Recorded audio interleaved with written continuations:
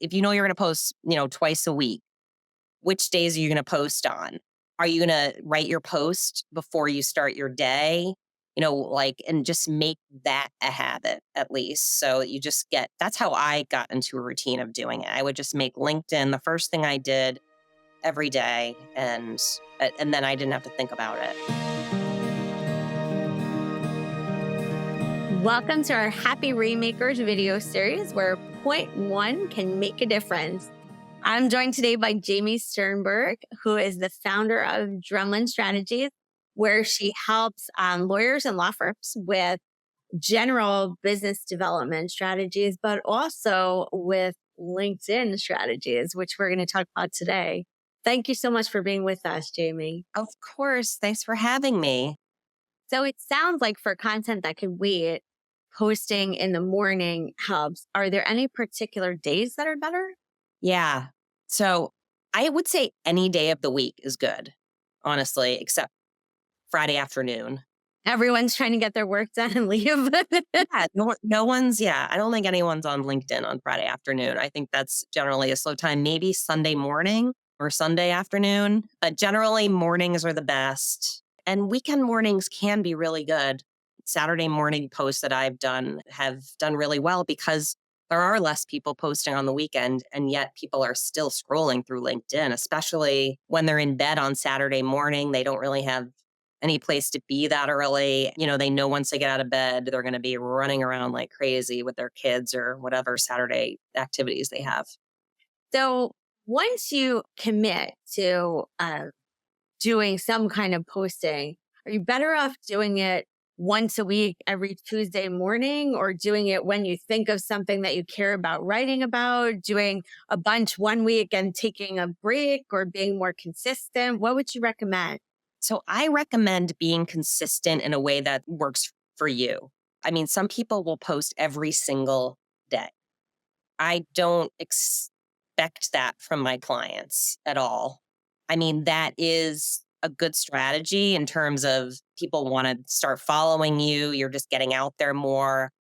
And by posting every single day, you're not making a decision about whether you're going to post that day. It's just part of your routine. So it's like exercising. I haven't posted on LinkedIn yet today, so I got to go do that. But most people, it's like 2 to 4 times a week, right? And you should be consistent. So it should be at least once a week. So like the LinkedIn algorithm kind of is familiar with who you are, because if you don't have a big audience because you're not consistently on there and you're posting sporadically, it's likely that LinkedIn's not going to show your post in the feed. So you do want to have some consistency, but it can be within what works for your schedule.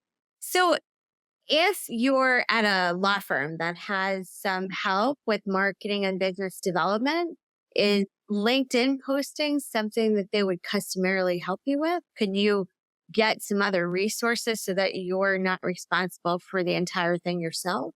Individual attorneys are generally responsible for their own posting. I think what you can get help with is asking them to help you create a graphic to go along with the post. For law firm pages, you can give them content, like say, I'm going to be at this conference. Can you post about it on the law firm page? But if you're posting individual topics related to like things that you specifically want to talk about, generally, you're going to have to create that content on your own.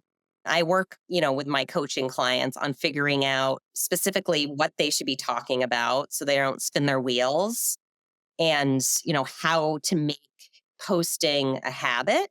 Like if you know you're going to post, twice a week, which days are you going to post on?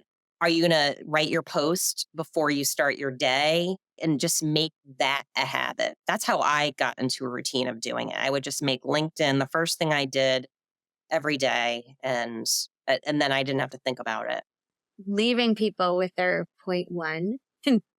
Let's say you want to take out your calendar now and figure out how you're going to make LinkedIn a habit. It sounds like first you need to check and make sure you have a profile, right? Because we can't.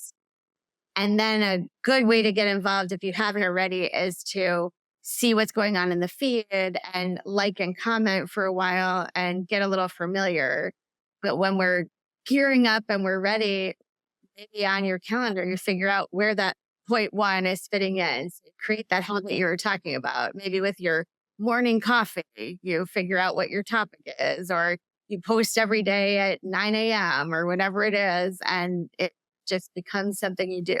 Yeah, exactly. And you can keep a running list of topic ideas, and it's going to take you probably about 15 to 30 minutes to write a post, right? So it's going to be more than point one. And then it does help the algorithm if you don't post and ghost. So you have to kind of have your LinkedIn open in a different tab after you publish a post and then engage with any comments that you're receiving in the first 1 to 2 hours. So LinkedIn sees that it's a post that's worth showing to maybe a broader audience in the feed.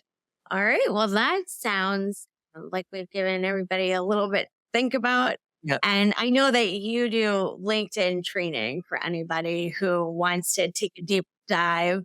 We'll have some of that information in the notes and everybody can find it.